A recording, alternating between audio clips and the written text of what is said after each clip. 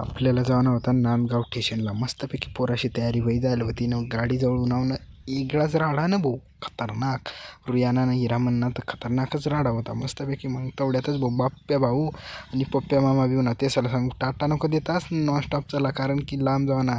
मस्तपैकी आपले शार्पिनी पिकअपवरून आणि आपली बँडवरून पोच मारे की निघणार ना भाऊ ना.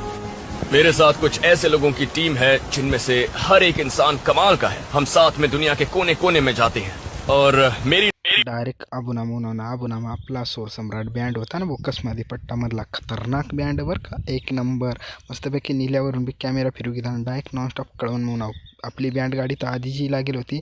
मस्तपैकी कळवणला आल्यावरती इतका भारी वाटत एक नंबर, कारण की कळवणला आल्यावर तर विषयच गंभीर ना भाऊ. कळवणमधून नॉनस्टॉप निघणं डायरेक्ट देवळा रस्ता आणि पेट्रोल पंपावरून भोतडं पाणी प्यायला तर एकच नंबर सिस्टीम होती खतरनाक.